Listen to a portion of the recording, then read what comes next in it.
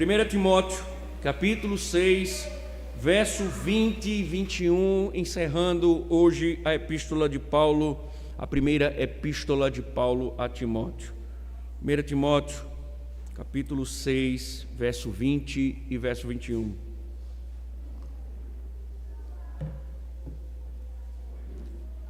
Diz o seguinte a palavra do Senhor: E você, ó Timóteo, guarde o que lhe foi confiado, evitando os falatórios inúteis e profanos e as contradições daquilo que falsamente chamam de conhecimento, pois alguns, professando, se desviaram da fé.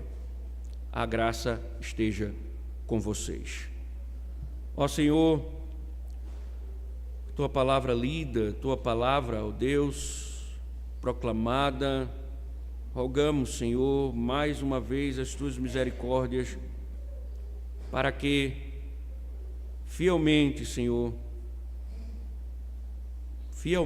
possamos proferir aquilo que Tua palavra nos revela e soberanamente, Senhor, Tua voz possa nos conduzir em nossos caminhos, possa de fato orientar nossos corações e nos curvar, Senhor, diante da Tua verdade, para a glória do Teu santo nome, ó Deus.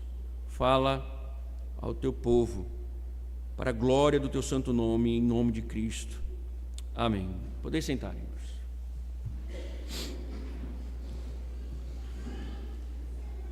Não é nenhuma novidade, mas no próximo domingo, o futuro da igreja está em vossas mãos. Próximo domingo, o futuro da igreja está em vossas mãos. Quando digo isso, claro que eu não estou afirmando que vocês decidirão independente da vontade divina, independente da providência divina. Mas lembrem-se o que as Escrituras dizem: independente do governo divino ou o fato de que Deus de fato governa sobre nossas decisões, ainda assim, vocês, todos serão responsáveis, seja pelo resultado positivo ou negativo, seja o resultado qual for, vocês serão responsáveis diante de Deus. Principalmente quando nós comparamos o quanto vocês evoluíram, e isso nos mostra como a igreja ela é agora muito responsável diante de uma futura decisão. Então, pensem a responsabilidade que está sobre os vossos ombros, principalmente porque nos últimos tempos, além de todas as exposições que nós fizemos aqui, tratando de diversos assuntos, só nos últimos meses nós fizemos uma exposição continuada da primeira epístola de Paulo a Timóteo. E nós aprendemos verdades, talvez para alguns desconhecidas, talvez para outras nem tanto, mas uma coisa é fato: nós não deixamos de aprender verdades importantes numa epístola que é escrita para um pastor.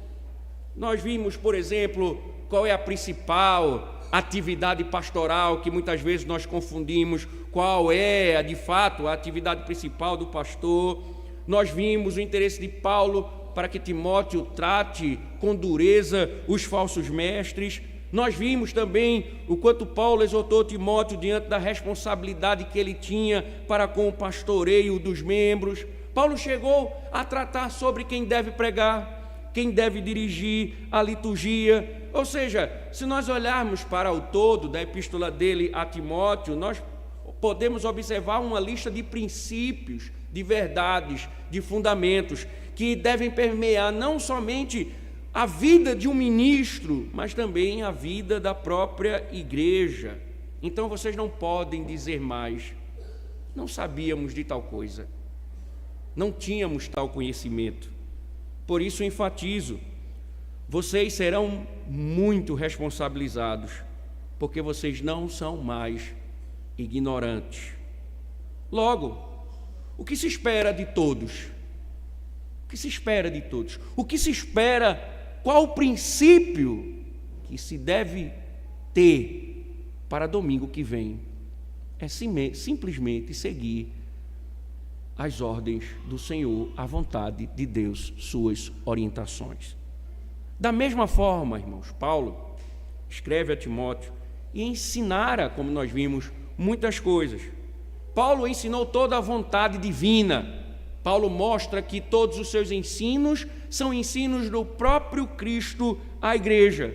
Então, nesse finalzinho de carta, no encerramento, na sua conclusão, uma pergunta óbvia que se faz do texto é: o que se espera de Timóteo diante de todas essas instruções?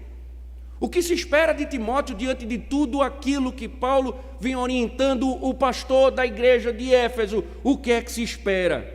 O que se espera de Timóteo como um bom ministro é que ele siga as orientações do Senhor, é que ele se submeta às verdades, é que ele se submeta à verdade de Deus. O apóstolo então exorta a Timóteo a guardar o que lhe foi confiado. Guarde, Timóteo, o que lhe foi confiado. E Paulo mostra por que, Timóteo, você deve guardar isso, porque os mestres, os falsos mestres estão atuando, e eles estão atuando, e eles abandonaram a fé por não obedecerem o evangelho. Então, Timóteo, você deve guardar os ensinos, você deve guardar todas as minhas instruções, para que você não venha a se desviar da fé em virtude de um falso conhecimento. E aí Paulo dá um consolo a Timóteo, dizendo: a graça será com você, e a graça será com você.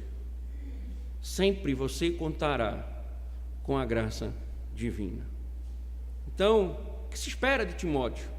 Que ele guarde a verdade, para que ele não se desvie da fé, contando sempre com a graça divina. Então, o que se espera da igreja domingo que vem? Assim como Timóteo, vocês devem seguir os preceitos bíblicos, e a graça do Senhor estará com vocês, estará sempre a conduzi-los. Veja isso no próprio texto, no versículo 20, novamente, um texto curto. Paulo diz: e você, ó Timóteo, guarde o que lhe foi confiado, evitando os falatórios inúteis e profanos e as contradições daquilo que falsamente chamam de conhecimento. Observe que o tom paulino é um tom bastante pastoral, mas o tom pastoral ele não está excluindo ao mesmo instante uma solene advertência, porque veja que Paulo diz: guarda o que lhe foi confiado. Interessante, irmãos, entendermos essas expressões aqui esboçadas por Paulo, porque, por exemplo, a expressão guardar, ela conota, ela tem uma linguagem comercial, ela conota alguém que deve proteger alguma coisa, alguém que deve administrar algo. Imagine, por exemplo, um banco. Você guarda o seu dinheiro no banco. Em Éfeso não havia essa modalidade, não havia um banco em que ninguém chegava e dizia: vou aqui depositar as minhas riquezas, vou guardar as minhas riquezas. Não existia isso. Então, no primeiro século, quando alguém iria viajar ou fazer alguma coisa, era necessário então proteger suas riquezas, ele chamava alguém e entregava as suas riquezas para que elas fossem administradas. Os bens valiosos, eles eram entregues a uma pessoa confiável para que ela administrasse. Jesus usou esse exemplo numa parábola dos talentos. Abra aí comigo, rapidinho, sem desmarcar Timóteo, Mateus capítulo 25, por exemplo. Você vai ver que Jesus pega essa prática cotidiana para ilustrar verdades espirituais. Veja no verso número 14, capítulo 25 de Mateus, quando o Senhor vai falar sobre os talentos. Mateus capítulo 25, fica no Novo Testamento, diz assim: pois será como um homem que, prestem atenção, pois será como um homem que, ausentando-se do país, chamou os seus servos e lhes confiou os seus bens. A um deu 5 talentos, a outro deu 2 e a outro deu 1, de acordo com a capacidade de cada um deles. Então partiu. Paulo, ele está usando esse mesmo princípio. Então, o que Paulo está dizendo é como os servos da parábola, que recebeu algo valioso e deveria administrar, Timóteo deveria guardar algo, ou seja, ele deveria proteger, ele deveria administrar aquilo que lhe foi confiado. Então, quando você diz, então se é uma linguagem comercial, se ele deve guardar como numa linguagem comercial aquilo que lhe foi entregue, então Paulo está falando de algum bem que ele recebeu, de alguma riqueza, uma vez que no contexto anterior Paulo vinha falando das riquezas. Não, a parábola, ela nos ajuda a entender um pouco. Volte lá para Mateus 25 e veja o verso 28 ao verso de número 30. Observe que Jesus, ele conta essa história e faz uma aplicação, como é típico das parábolas, né? Ele traz a verdade espiritual por trás da história. Verso 28 ao 30. Portanto, tirem dele o talento e deem ao que tem 10, porque a todo o que tem mais será dado, e terá em abundância, mas ao que não tem, até o que tem lhe será tirado. Quanto ao servo inútil, lancem-no para fora nas trevas, ali haverá choro e ranger de dentes. Quando nós observamos aqui essas verdades esboçadas pelo Senhor, pelos detalhes, é típico da parábola. O que é uma parábola? A parábola, ela não é uma história, uma ficção, uma coisa inventada. As parábolas, é característico das parábolas, coisas do cotidiano para trazer verdades espirituais. E no caso, como nós vimos no verso 28 ao 30, era para fazer uma comparação entre o servo útil e o servo inútil. Então, quando Paulo diz, embora tenha usado uma linguagem comercial, quando ele diz guarda, usando essa linguagem, e diz guarda aquilo que lhe foi confiado, Paulo não tem em vista a materialidade das coisas, mas Paulo quer aplicar um princípio importante. Então, como as Escrituras interpretam a própria revelação de Deus, ela nos auxilia na interpretação. Paulo esclarece nossa dúvida com relação àquilo que lhe foi confiado. O próprio apóstolo Paulo deixa isso explícito na sua segunda epístola, no capítulo 1. Passe aí rapidinho, da primeira epístola para o capítulo 1, acredito que está na mesma folha aí, você só vai mudar a direção dos olhos. Verso de número 11 do capítulo 1 da segunda epístola. Veja o que Paulo diz.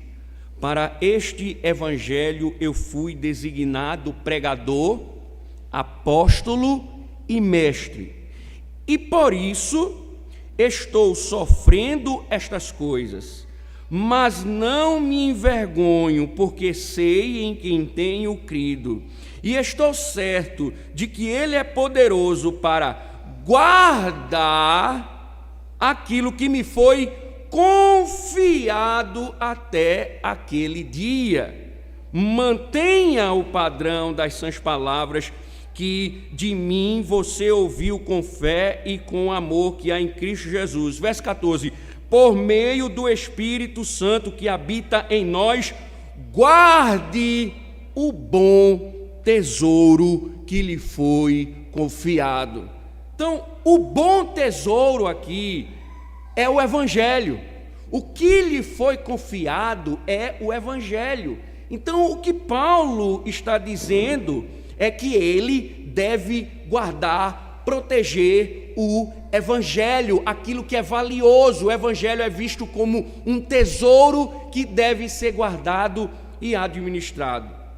Agora, irmãos, nós devemos entender que quando Paulo usa essas expressões, Paulo não está tratando do evangelho no sentido dos evangelistas, Mateus, Marcos, Lucas e João. Ele não está falando somente daquilo que foi proferido por Cristo e registrado pelos evangelistas. Paulo, ele nos ajuda a entender o que é que ele pensa sobre o evangelho, o que é que ele está falando. Se você for para o capítulo 2, passe o capítulo 3 da segunda epístola e vá para o verso 16.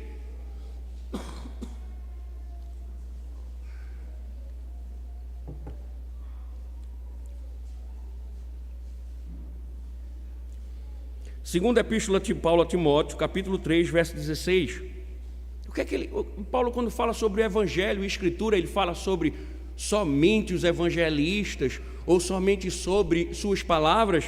Olha o que ele diz: toda a escritura é inspirada por Deus, é útil para o ensino, para a repreensão, para a correção, para a educação na justiça.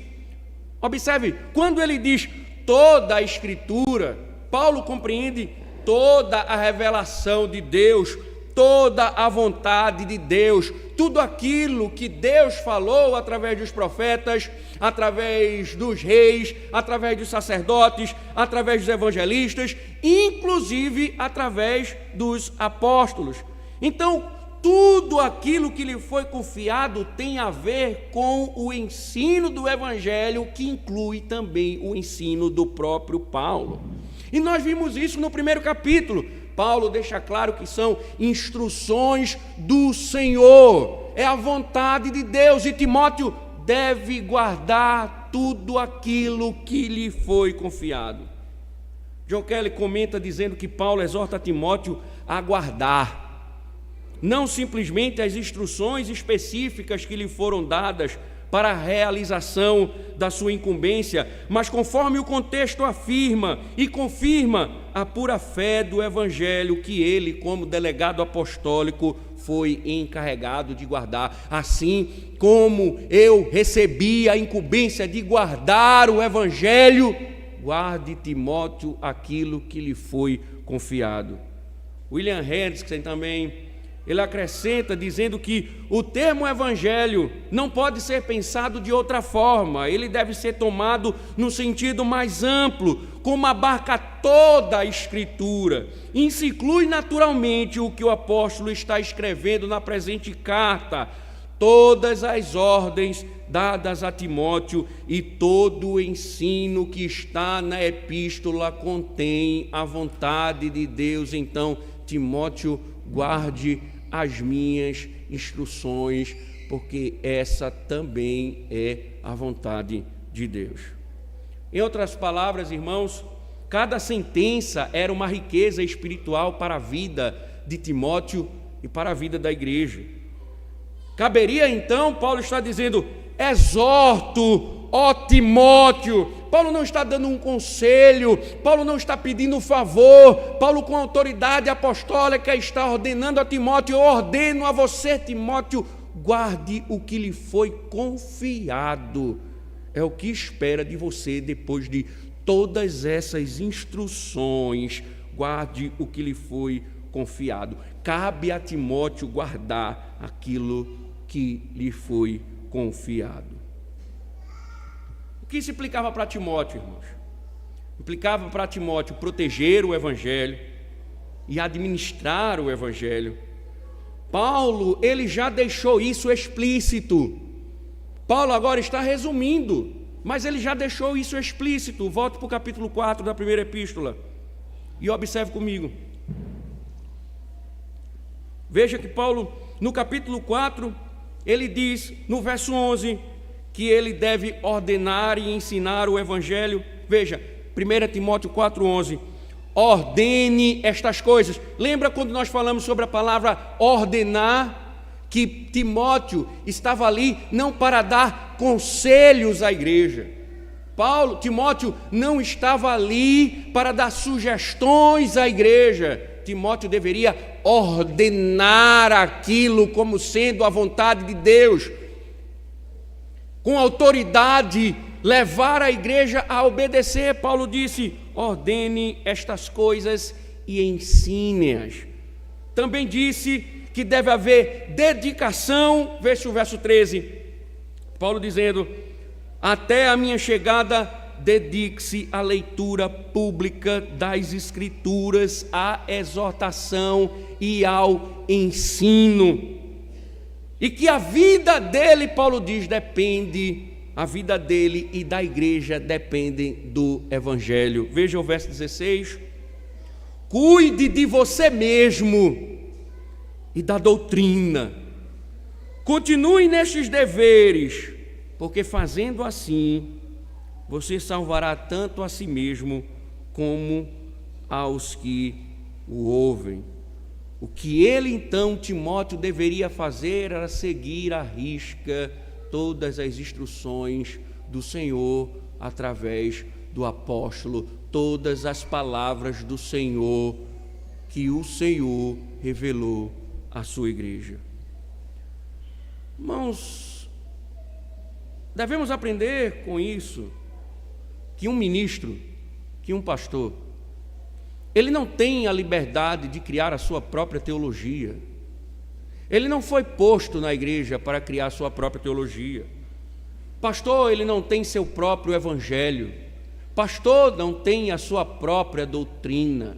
Não se trata de teologia regional. Não se trata de ensinamento de uma região, de uma localidade.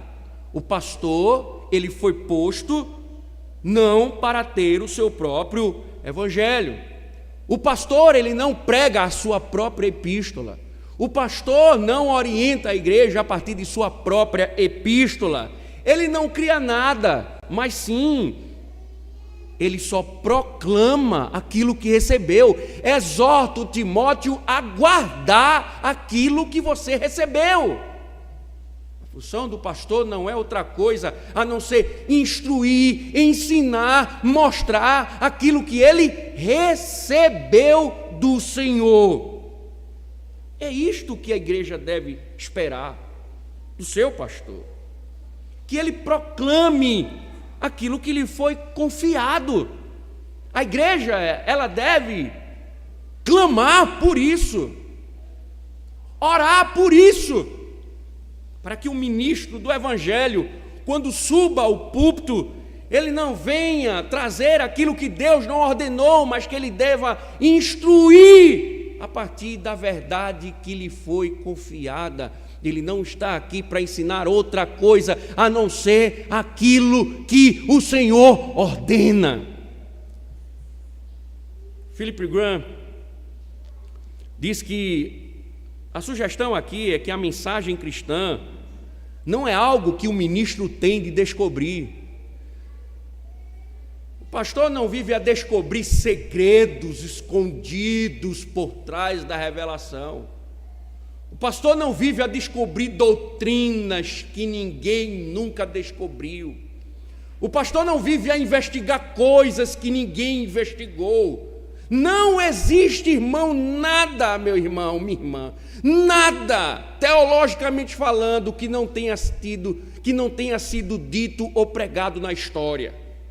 O que muda é a roupagem, mas os pressupostos são os mesmos. Muda a localidade, muda a boca, muda a roupagem, mas os pressupostos são os mesmos. E ele diz, ele não tem de descobrir por si mesmo, ou tem autorização para acrescentar algo a ela. Ele não precisa acrescentar nada, ele não precisa atualizar nada. Ele tem que guardar aquilo que lhe foi confiado e repassar de forma intacta à igreja aquilo que lhe foi confiado. Então, meu irmão, se você gosta das novidades, aprecia aquilo que é novo, contemporâneo, da moda. O pastor não é chamado por Deus para trazer novidades, coisas ocultas, mistérios doutrinários. nem mesmo fazer adaptações com o mundo que tanto carece de novidades. Ele não foi chamado para copiar o mundo, ou até mesmo copiar o mundanismo evangélico. Ele não faz aquilo que está na moda, não é sua função seguir a moda, não é sua função inovar, não é sua função reinventar, não é sua função revisar, não é a sua função reinterpretar. Mas Paulo está dizendo apreciar, conservar e defender o Evangelho. Timóteo tinha a obrigação somente de comunicar aquilo que lhe foi confiado. Calvino chama a atenção também e endossa essa questão, dizendo que, observem, o apóstolo admoestou a que preservasse cuidadosamente o que lhe havia sido dado, ou melhor, o que lhe havia sido entregue em confiança, para que, observem, não só ele ensinasse, mas que não permitisse que fosse corrompido ou adulterado, nem se privasse do mesmo em função de sua própria negligência.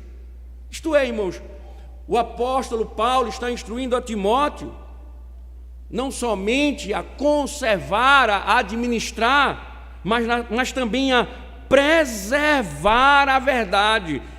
Ele, o ministro, Timóteo, não pode ser omisso quando a verdade está sendo atacada.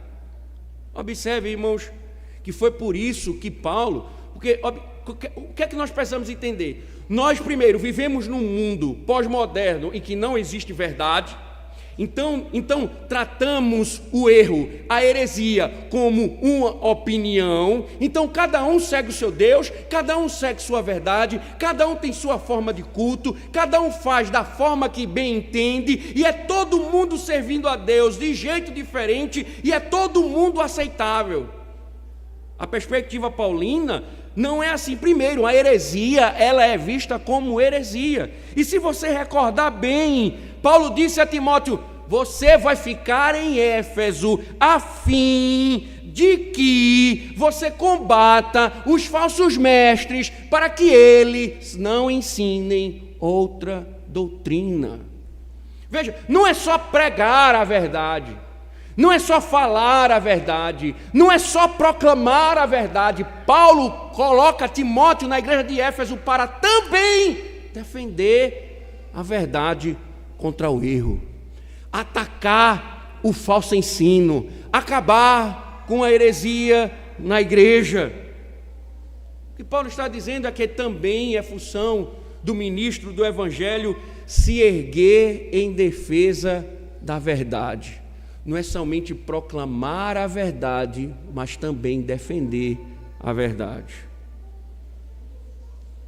O ministro deve falar a verdade, defender a verdade.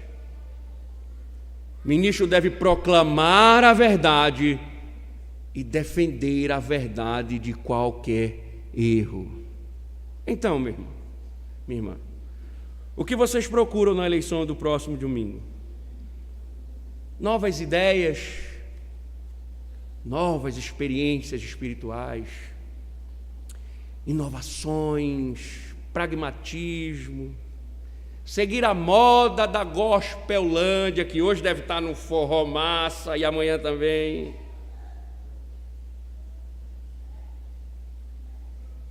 Paulo está dizendo: Timóteo, você deve falar a verdade e defender a verdade. Paulo está dizendo aqui: um pastor, ele deverá não somente proclamar o Evangelho, mas também, como uma sentinela intrépida e vigilante, deve lançar-se em sua defesa. Ele é alguém não somente que prega a verdade, mas ele defende a verdade. Eu gosto quando Paulo diz isso, porque quem está aqui que gosta de defender a verdade sou eu. Amo um debate quando uma heresia se assanha, porque Paulo diz que o Senhor me chamou para isso, não só para pregar a verdade, mas para defender a verdade. Quem é maleável com a mentira milita em favor dela. Quem é maleável com o erro milita em favor do erro. Mas por que Paulo resume, mais uma vez, exortando Timóteo? O que há de perigoso que Timóteo precisa considerar isso? Lógico, irmãos, não precisamos nos deter muito, mas lembremos, os falsos mestres estavam no seio da igreja. Eles estavam ensinando suas heresias. A igreja estava cheia deles. E os danos, lembrem-se, preste atenção, os danos eram graves. Alguns, Paulo diz no capítulo 4, que alguns já estavam apostatando da fé por seguirem ensinos de demônios. Eles não só estavam ensinando, os seus ensinos já estavam produzindo frutos, eles já estavam arrastando discípulos que estavam abandonando a fé. Essa é a única forma que Paulo está instruindo a Timóteo de fugir do erro, é guardar aquilo que lhe foi confiado, é pregar a verdade, é defender a verdade. A única forma de se proteger da apostasia e do erro é pregando a verdade e defendendo a verdade. Aí Paulo diz, só assim, Timóteo. Paulo volta a tratar sobre os elementos das heresias. Só assim, Timóteo, você vai evitar os falatórios inúteis e profanos e as contradições do saber, como falsamente chamam. E aí, irmãos, lembrando essa questão, que Paulo está dizendo, Paulo está falando da heresia que é totalmente contrária àquilo que é o Evangelho. Ele chama de falatório inútil. Ele diz, são palavras vazias, Timóteo. Aquilo que não é Evangelho são palavras vazias. Só são muitas vezes debates teológicos, só são muitas vezes confrontos teológicos, mas é uma falsa teologia. Por quê? Porque Paulo diz assim, inútil. Porque Paulo já mostrou na sua epístola que ela é inútil porque não produz piedade, não produz santidade, é só debate. Ah, será que no domingo de tarde eu posso tirar um cochilo no dia do Senhor? E começa um debate. De que horas? Eu posso dormir de que horas até que horas? O lençol tem que cobrir a cabeça toda ou só os pés? Com travesseiro ou sem travesseiro? E se eu ligar o ventilador? O pessoal que trabalha na energia não está trabalhando para a energia trabalhar para mim? E começam discussões, e Paulo diz, é só discussões que não produz piedade, não produz nada, é inútil. E o Evangelho, Paulo mostrou, é algo que produz piedade, santidade. O debate teológico, biblicamente falando, é aquele que quer promover a glória de Deus e nos levar à santidade. A heresia é só debate, é só demonstração teológica em vão. Paulo diz que eles, ao mesmo instante, conforme Paulo orienta, eles tinham um falso conhecimento. E aqui, irmãos, a coisa é séria. Eram contradições teológicas que, na verdade, eram um falso conhecimento. Gosto do teólogo Geoffrey B. Wilson, que ele diz assim: Timóteo deve repelir a conversa vazia que se opõe ao verdadeiro evangelho em nome da ciência ou do conhecimento. Toda especulação, todo filosofar, toda forma de cultura ou aprendizagem, toda formulação teórica que busque intrometer-se no sentido de modificá-lo no mínimo aspecto que seja, impondo-se ao Evangelho de Cristo, é caracterizado por Paulo, sem hesitação, como estando entre as inanidades e contradições do conhecimento falsamente assim chamado. Era uma discussão com conteúdo que Paulo diz, não tem conhecimento, é falso, é vazio, são contradições teológicas e não é conhecimento. Não é conhecimento. Irmãos, observem o contraste, porque Paulo está dizendo, Timóteo, você deve guardar o evangelho, aquilo que é de valor, enquanto os hereges, faça isso, porque você não vai cair no caminho da heresia, você não vai cair no caminho do erro. Não há meio termo, irmãos, nessa questão. Se uma igreja não procura um pastor que pregue a palavra, que guarde as instruções, que defenda a verdade, o que ela procura? O que ela procura?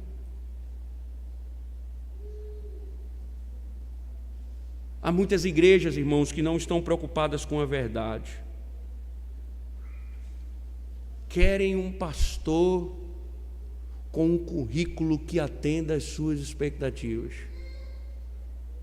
Engraçado que hoje eu recebi uma mensagem no Instagram, até compartilhei no conselho, de um cara querendo um pastor confessional para Santa Catarina. Ele queria indicações. Eu disse a ele, eu conheço muitos confessionais que estão no período de eleição, inclusive eu. Eu acho que você deveria esperar pelo menos o mês de julho, vamos ter umas definições por aí no Brasil inteiro, de amigos meus, e aí eu volto a conversar com você. Mas me chamou a atenção a palavra currículo. Ele usou para que me envie o currículo. Por que me chama a atenção?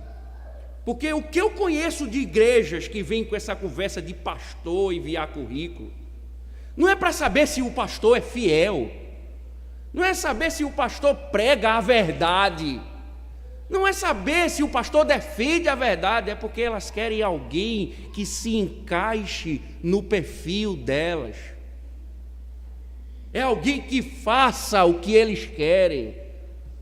Eu contei para você, o pastor amigo meu de Recife, professor de seminário, um cara totalmente competente, mestre em grego, foi convidado para pregar numa igreja, a convite, e a igreja estava interessada que ele pastoreasse a igreja, e aí o conselho disse, podemos convocar uma assembleia e você ser ouvido? E ele disse, pode, não tem nenhum problema. E ele foi, pregou pela manhã, deu uma aula de escola dominical, e depois teve uma conversa com a membresia, e aí uma das perguntas era, pastor, quando você for viajar ou não puder pregar, quem é que prega? E aí a irmã nem esperou. A irmã disse, pastor, eu vou logo dizer ao senhor, é porque aqui funciona da seguinte forma. Quando o antigo pastor não podia pregar, quem pregava era eu. Quando o pastor não podia doutrinar, quem doutrinava era eu. Quando o pastor não podia ensinar na escola dominical, quem ensinava era eu. Ou seja, eu era a segunda pessoa do pastor. Com o senhor vai ser assim? Ele disse, não. Mas quando o senhor viajar, eu boto um presbítero. Se o presbítero não puder, eu boto o diácono. Se o diácono não puder, eu boto o seminarista. Se o seminarista não puder, nem um diácono, nem um presbítero, eu não viajo. A igreja simplesmente descartou o pastor no processo de eleição. Um dos homens mais competentes, um dos mestres da igreja, professor de seminário, porque não poderiam tirar a dita cuja do púlpito. Muitas igrejas não querem ministros fiéis, querem fantoches.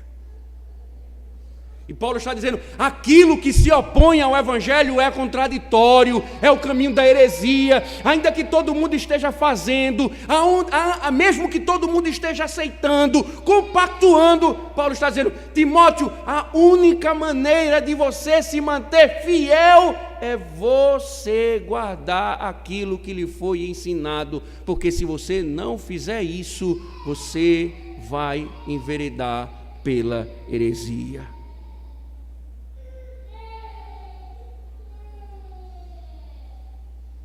Irmãos, o alerta de Paulo é importante. Mas, irmãos, vejam, para uma igreja tomada de hereges, não seria uma tarefa fácil. Não seria uma tarefa fácil. Então, o resultado desse tipo, de negação, Paulo mostra ao Evangelho, o falso ensino. Ele vai dizer: alguns se desviaram da fé por causa disso. Irmãos, pensem, Paulo está dizendo que esses homens deveriam ser evitados, o conteúdo de suas palavras, porque esse conhecimento ele tem erguido proporções contrárias ao Evangelho, e essa construção leva a pessoa a abandonar a fé. Veja, irmãos, a questão séria de Paulo. Prestem atenção nisso. O erro estava desviando as pessoas da verdade. Não era um entendimento equivocado, era um desvio da verdade. Eles estavam sendo desviados da verdade. Eles estavam apostatando, eles estavam abandonando a verdade. Veja, não é que eles agora estão pensando diferente, eles estão abandonando a verdade, porque a heresia é um abandono da verdade. O erro teológico é o abandono da verdade. Não é uma questão de opinião, não é uma questão do que eu digo, do que eu penso, é simplesmente quando contradiz o Evangelho, é simplesmente o abandono da verdade. E Paulo diz: eles estão se desviando da fé. Veja, irmãos, quem está abandonando o Evangelho nunca diz que está. Percebem isso? Ele anda pelo caminho da heresia, mas ele entende que é a verdade. Se você chega para alguém de uma igreja que tem um culto falso, ele nunca vai dizer que está cultuando a Deus de forma falsa. Se você debate com um TJ, uma adventista, eles nunca irão dizer que eles estão no erro. Eles dirão: nós estamos na verdade. Nós estamos na verdade. Eu me lembro que uma vez fui assediado teologicamente por um membro da Congregação Cristã do Brasil, a Igreja do Véu, e o membro dela chegou para mim e disse que estava orando e Deus tinha falado com ele e disse: Deus manda lhe dizer, Jonathan, que na Igreja Presbiteriana do Brasil não tem o Espírito Santo e que seu lugar é na Congregação Cristã do Brasil. Você acha que ele foi insincero? Você acha que ele foi sincero? Todo herege é sincero, mas sinceridade não é sinônimo de veracidade. Paulo diz: eles estavam se desviando da fé. Eles estavam abandonando a verdade, eles estavam pensando que estavam seguindo a verdade com os seus debates, com as suas filosofias. Paulo disse: eles se desviaram da verdade. A única forma de ser preservado é manter-se na verdade. Começaram a filosofar e abandonaram a verdade. O que Paulo está dizendo a Timóteo é: se você não ensinar a verdade, não defender a verdade, a igreja abandonará a verdade. igreja abandonará a verdade. Não é isso que acontece? Uma igreja que não tem consistência doutrinária, ela vira um celeiro de heresias. Uma igreja que não tem consistência doutrinária, ela é tudo ao mesmo tempo, não sabe o que é. Ela não tem fundamentos, tudo entra, tudo permanece, tudo dirige, todo tipo de ensino, todo tipo de doutrina, porque não há firmeza doutrinária. Paulo chama isso de abandono da verdade. Se a igreja não for ensinada na verdade, ela abandonará a verdade, porque outros ensinos farão parte de sua vida. Porque confiaram suas almas aos falsos profetas. Mas Timóteo deveria guardar o que lhe foi confiado, defender a verdade, proteger a verdade. E isso é uma tarefa árdua. Imagine Timóteo naquela época, numa igreja conturbada. O evangelho, entendam, irmãos, entendam. Nós estamos falando de um contexto de perseguição, de morte por defender a verdade. Uma igreja que estava em colapso por causa das heresias. Imagine que Timóteo estava entre a cruz e a espada, porque ele não tinha somente inimigos fora da igreja, mas dentro da igreja. Ele precisava pregar a verdade, ele precisava defender a verdade, ele precisava combater os falsos mestres, ele precisava proteger a igreja do erro. E aí, a primeira coisa que Paulo começa na carta, ele encerra, porque Paulo disse no primeiro capítulo: a graça e a misericórdia e a paz da parte de Deus Pai, de Cristo Jesus, nosso Senhor, seja com você, Timóteo. Do mesmo jeito, Paulo termina, veja o final: a graça esteja com vocês. A primeira coisa, irmãos, nos mostra que o pastor de Cristo, o ministro do Evangelho, ele precisa de muita graça. Muita graça. Paulo está mostrando a ele que: Timóteo, persevere, você não estará só, a graça estará com você, continue, não desista, Timóteo, combata, guarde as instruções, a graça do Senhor estará com você.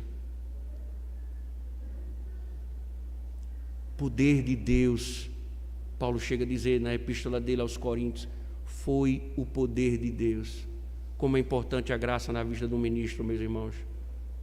Paulo disse: Senhor, eu orei tanto, eu te pedi, tira esse espinho da carne. O Senhor disse: a minha graça te basta. Timóteo, seja fiel, que a graça do Senhor estará com você. Também, irmãos, esse é um lembrete de que esta carta, entendamos que ela não é escrita somente para Timóteo, ela é escrita para toda a igreja, toda a família cristã. Também para todas as igrejas em todas as épocas. Nossa fé em nosso tempo está sendo atacada. Mas o Deus de Paulo, o nosso Deus, nos promete a graça seja convosco, esteja com vocês. Isto é, irmãos, todos os crentes precisam da graça divina para preservar a verdade. Essa não é uma luta que lutamos sozinhos, mas lutamos com a dependência de Deus. É o poder de Deus.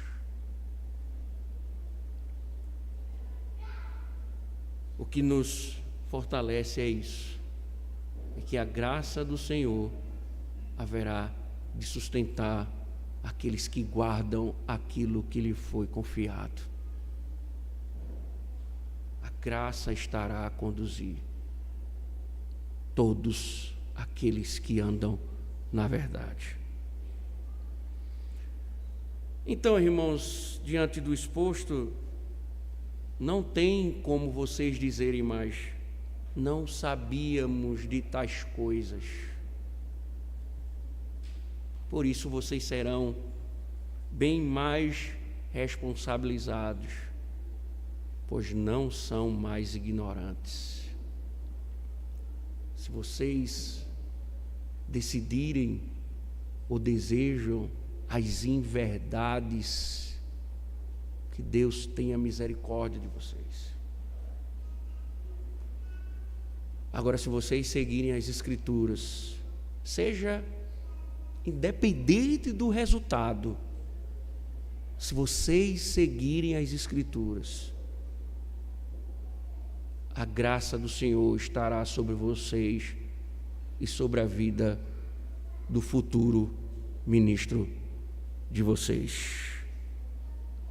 E ela não somente sustentará vocês, mas nos sustentará até o fim. Oremos. Obrigado, Senhor, pelas tuas verdades. Que o teu favor esteja sobre nós para a glória do teu santo nome. Fala-nos, Senhor, sempre. Alerta-nos para que guardemos tudo aquilo que o Senhor nos ensina para a glória do teu santo nome. Que tua igreja, ó Deus, seja bondosamente agraciada pelo Senhor, para que ela ande na verdade. Protege, ó Deus, nossas vidas do erro. Protege-nos, Senhor, dos falsos mestres, para que tua verdade seja o deleite de nossas almas e o nosso guia. Em nome de Cristo. Amém.